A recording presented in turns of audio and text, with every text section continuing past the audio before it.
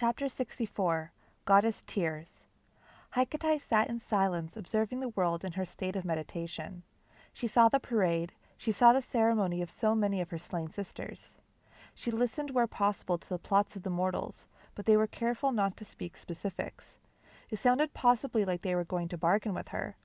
They didn't seem to have a clear way to communicate with her, or certainly not defeat her. She might have had the form of an attractive woman, but a goddess was nothing that was so simple as to be stabbed with a sword. It could very easily take an entire army to face her. An army she wondered if Darius had. Further, how would they find her for that matter? As far as she could tell, they didn't have a decent way to get to her. What's worse is her current location was quite far from Xing. She'd gone long before they got to her. She instead passed the time of absorbing power of the fallen witches one by one. She had to slowly prepare the magic, almost package it for the journey to another place, one far from here. Hecate wanted to stay, but this is what was best for her. She considered attempting to save her coven, but in the end it was a hopeless cause. She would let them live out their days. Killing them would indeed assist the world, but then what would she be the goddess of? No, she decided over and over again not to kill them. She wondered if she could stay her hand if the mortals attacked her coven again. After seeing their pain and tears, she had to focus not to grit her teeth. It needed to happen and she knew it. But the fact was that she needed more magic. She needed to absorb what power she could and leave. Some of the witches of her coven cursed her. Some wept and begged for vengeance. Some continued as if nothing happened, trying to pick up the pieces of what happened. Over the weeks they focused on farming and ignoring the pleas to take vicious vengeance upon the mortals of Xing. The wiser of them knew that would only result in a fierce attack that would finish them. Songs of mourning came from among their sisters. Witches cried out again and again for vengeance, but she held strong, forcing herself to watch and yet forcing herself not to act. Meanwhile, in Xing there were celebrations. They danced in the town that Xing attacked.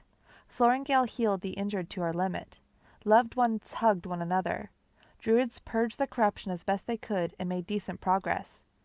It was also beautiful in a way. The human part of her was glad for them. She watched as Sven was admitted to the care of Thanatos. She did not know what happened to him.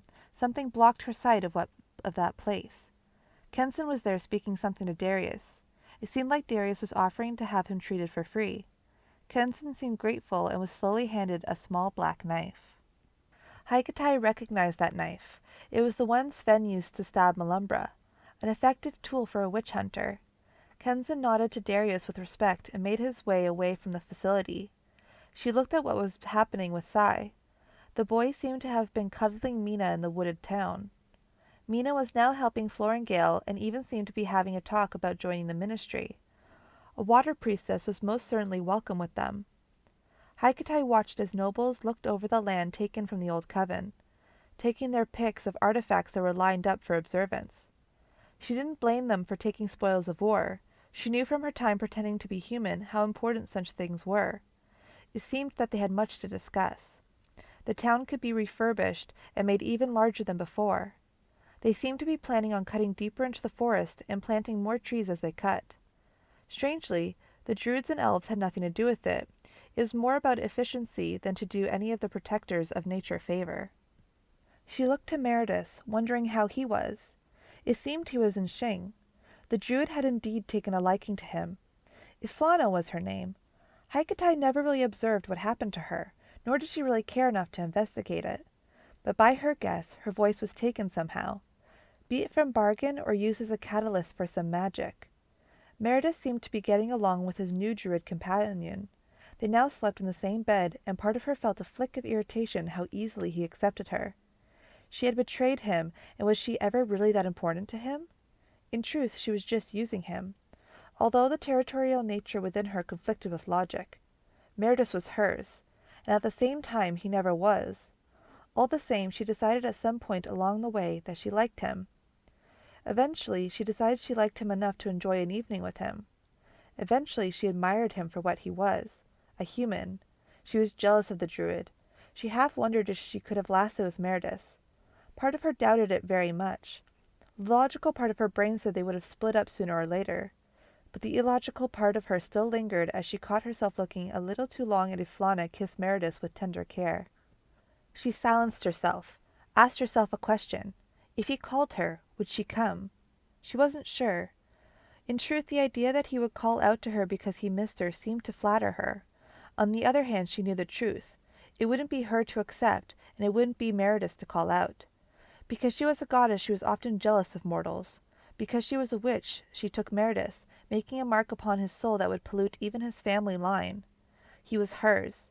She was not so foolish as to birth a demigod in such a failing world, but she often imagined silly things like that, like what-if scenarios. The sad truth was that it was a meaningless human emotion that lingered and would fade. Days passed, and she watched Scipio shoot a bow while Augustana watched. She watched as she took his hand to observe if he was healing properly. She watched as Kenson entered the Gauss estate to visit Sven. He wheeled him around in a crude chair around the area, talking in private about what they would do about Claire. Both of them agreed that if it were anything that could be done to kill her, they should. She was almost proud of them. They were strong, weren't they? She cared about them too, but in the end she would kill them without hesitation if it turned out they were a threat. She watched, but could not hear Sven tell Kenson about getting a new arm being painful. Strange. She pushed her power further to hear them. Sven was not one to fear pain. Yet she felt fear. What was this? They can make me an arm, but in return it's going to hurt me. It's going to hurt me more than anything I've ever felt. Sven sounded distant and strange. What were they doing to him? Sven went on. They did something to the witches. The witches saw something. They're scared. Darius seemed to be avoiding asking me to be the first, but I volunteered. I said I was strong and I could handle pain. But this, it wasn't something I was prepared for. I'll be all right, Kenson, but I'm worried for the future. Hecate fought the urge to look further into the matter. In fact, she pushed her power into the house as best she could to try to see more. She could not go into that basement. She felt only horror. She felt Abigail scared, and she felt Elisa nearing despair. She expected them to be somewhat scared, of course. They were being held by an enemy, but something about it was unnatural. What had they seen? She almost broke her concentration pushing into the house, but saw nothing. But then, not exactly nothing. It was as if there were others trying to enter, groups of people trying to see what was inside. Hecate felt and followed them back to the source easily. The 12 noble houses, other groups, and even criminal organizations were trying to see what was inside that place. It was basically besieged with people trying to look in. If Hecate couldn't get a look inside, it would be hopeless for nearly anything else. The interest in that place was great, but at the same time she didn't really have the drive or desire to look into it further. This world was to be left. Whatever work this Florengale, Darius, or Thanatos made was little business of hers. She went back to meditation, out of the right state of mind, and it took her time to return. A full day might be required to cast aside the focus on the world and instead devote herself to condense the massive amounts of magic that still yet remained. Chapter 65. Return to Blackmaw. The sands of Blackmaw twisted and turned. Men gathered near the edge, making use of the village where once a people lived who must have been some sort of guardians of the maw. Their warnings could still be seen to this day, although now the land had been claimed by the Gauss family, and by extension was under the management of Darius Orn. The purpose of the ministry, and that of Thanatos, Darius began as they rode to the edge of the sands of Blackmaw, is to create an organization that would face the death of the world itself. Our opponent isn't just merely witches or even threats to Xing. We face a threat to the entire world. Come, and we will show you. They had to put on thick clothes and cover themselves from head to toe. Augustana warned the others about the journey. Walking through the sands again might do severe harm. Even with the ability to cure it, Sai is magical. He will have trouble passing this place. Sai hesitated. This is Blackmaw. I don't think I can make it through such a place. Darius guided them to a small place. It was a path where men cleared sand and placed it into boxes. They could not truly ever clear a path with the dust spraying every which way in the wind. Blackmaw was a place of constant storms and where nothing could exist. There was no way to communicate with the observatory with any magic or technology they currently possessed. A trip had to be made if ever they wanted to use it. The purpose of this trip was to see just how much had they done. Getting Sai in was going to be a challenge. Anything magical at all would die. Spellcasters, dragons, or even partial elves had a great deal of trouble getting near it. In this sense alone, humans had an advantage. Sai's magic wasn't as strong as some, but it was certainly strong enough where he would have great difficulty passing the maw. They gave him plenty of cloth, but also gave him the wrap used by the elves for weapons. Darius had intended to use it on Augustana, but Sai was certainly in more threat of death, and someone with his magic would be crucial for analyzing the observatory. Augustana might have been lucky or had some sort of divine protection earlier, but it was better to assume that everyone would need to be checked for nephrolite poisoning upon return. Their journey through was much easier considering nothing was trying to hinder or kill them this time, although they tried to move as quickly as they could and make sure not to step on the battlefield. They started on a path where the iron sand was being cleared, but it barely helped at all. It was in the very air, and the storm winds were harsh and could easily knock a grown man down. They had to avoid weapons and corpses that littered the floor. It seemed as if the bodies were preserved. Of course they dried up, but it seemed almost as if nothing was breaking the bodies down. While none of them knew the science as to why, it was most likely because the very things that broke down humans on a microscopic scale were not present. It was possible that even microorganisms failed to survive the awful sight. Sai shivered and quaked, but managed to step. Augustana prayed quietly to herself for strength. Scipio looked at his shaking hands. Meredith looked at the corpses, wondering what lives they might have had. Darius simply looked ahead.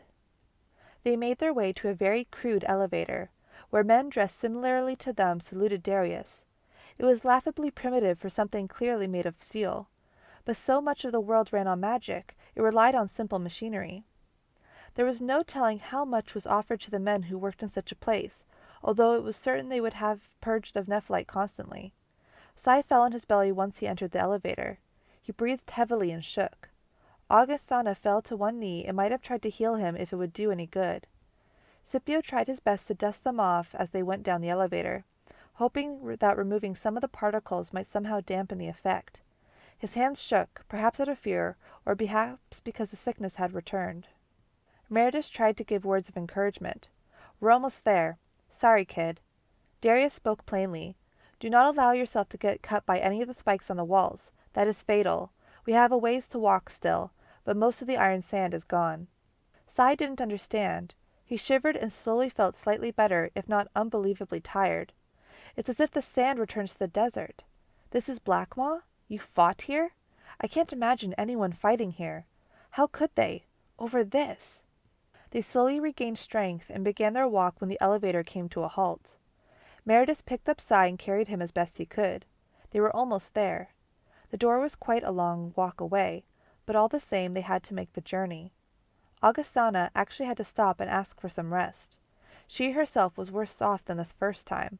It was her second trip, and even though she didn't show any symptoms, it could be that the iron sand was building up inside her. She eventually regained some more strength, then continued. At last they reached the door. Meredith looked for the same panel as before and was surprised to see the doors opening by themselves. A small group of 2 men and 1 woman awaited them inside the observatory.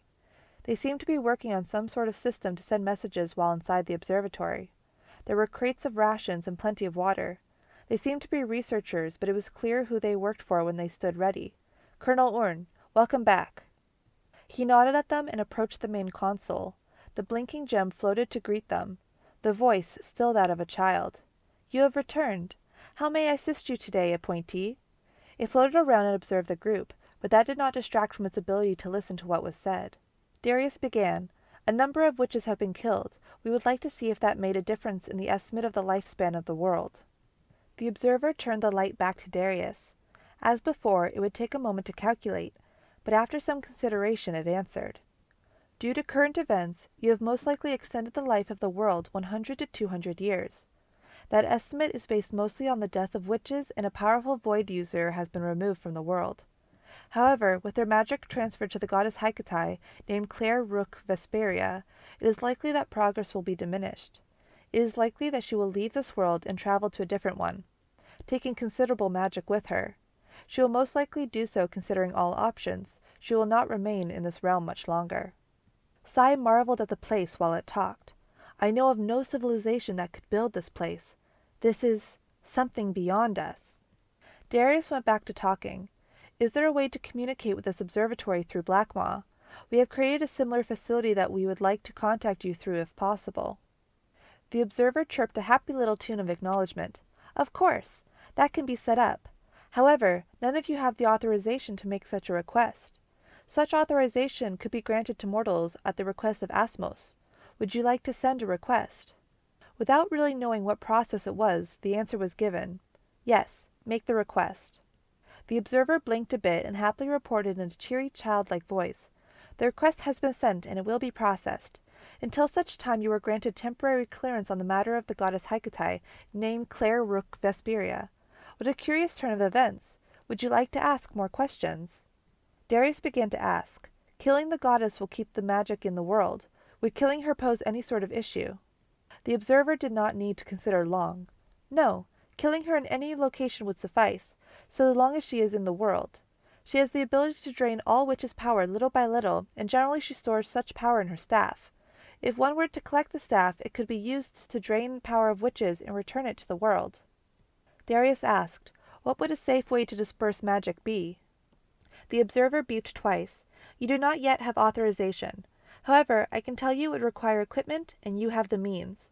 Only an administrator has permission to reveal technology or magical techniques lost to your world. However, using that magic you cannot store is recommended. As you are not an administrator, you will have to wait until your request is processed." Darius supposed he could wait a bit longer. "So all we need to do is retrieve the staff? What about the possibility of summoning Hecate? Would it be possible to summon her?" The observer made a happy tune. "Of course! Would you like a summoning circle placed upon a catalyst to summon her? Once the circle is drawn on the catalyst we have here, it could only require saying her name 3 times. Her full name would be required as well as magic, but considering the circumstances, such a small amount could come from the observatory." Meredith spoke. "Yeah, give us the summoning circle." The observer wondered. "I'm given permission to place the circle on the catalyst?" Darius nodded. "Please do." Why was it asking more than once? The observer floated over to Meredith and sprayed a light upon him that tore the clothes off his back. On his bare back a symbol started being drawn, or more like it was being burned on some strange flame and energy. It didn't seem to matter that he squirmed and grunted with pain. The observer ignored his pain and kept drawing the circle with what seemed to be something akin to a laser, burning it into his flesh, tattooing it onto his back. The circle was a complicated summoning circle. Then the observer filled it with magic. It glowed with a significant amount of magic. Meredith was the catalyst he spoke of. Scipio demanded to know, "Why did you do that?" The observer beeped twice. "I do not understand. You asked me to draw the symbol on the catalyst. Was there some miscommunication?" Analyzing. Conclusion. You did not know this man bore the mark of Hecate. His soul has been marked. As such, it is an ideal catalyst. Using this, you could summon Hecate under any conditions. Even here if you wish, but that is not recommended. Darius already knew where he was going to summon her. "Thank you. Do you know how long that seal will last? How much time would we have?" The observer made a happy little jingle. "In this case, the seal I created should be good for 2 months." Sai looked over the seal on the groaning Meredith. It was simple enough looking, but it was far from it. Seals were hidden within seals. Hidden meanings in magic could be found reading it at different angles. It was definitely complicated. He started studying the place and found it brimming with magic. Ancient magic with a raw, almost crystallized form. It could hardly be said that such a place could be built by any hand. But if someone told him a god made it, he'd have to believe them. It was surely beyond his ability to process. After looking it over, he got the basic idea. This place can store vast amounts of magic and knowledge. It looks like it can send it, too. The observer agreed with a tune. "Yes, this observatory is equipped to send messages throughout the world or known universe. Considering the magical requirements for sending information or knowledge to targets on this world is small, this can be done as often as you like. The observatory is equipped to observe the magical flow of the world and can, if you wish it, locate objects or people you are looking for. Of course, you must be specific enough in order to find what you seek. There are many beings with the same name, for example." Darius asked, "Would it be possible to draw data from this place from another location?" The observer responded, "Yes, but only if you have been approved. I have approval to help you with some matters, but not that. The request you sent will be processed. This can take weeks before you get a response." There was more to ask. Augustana was next. "Could we find the location of Hecate now, the goddess of witches? Where is she now?" The observer was quiet and said calmly, Her location is still on this realm, but part of her spirit is in preparation to transfer to another world far away. She is slowly gathering power within herself for the journey. It will take some time for her to gather the magic from the witches recently slaughtered. Most likely a month and a half at the current rate. If things are left as they are, she will most certainly leave this plane of existence and take her magic with her. Scipio put it in other words. Basically, she's withdrawing all the funds she can before she leaves, the world's magic being the currency and the world being the bank. The observer did not seem to understand, but the rest did. Sai began to panic. But then, we have to stop her. We can't let her do that, or everything we did will be for nothing. Augustana corrected him. Not nothing. Many lives were saved. Sai was legitimately upset. No, it will mean nothing if we can't stop her. I see why now you were so insistent on keeping this silent. The world can't possibly know. We need to stop her before she leaves. We can't just let the world die like that. Meredith sighed and looked to Darius. He got up from whatever pain he was dealing with.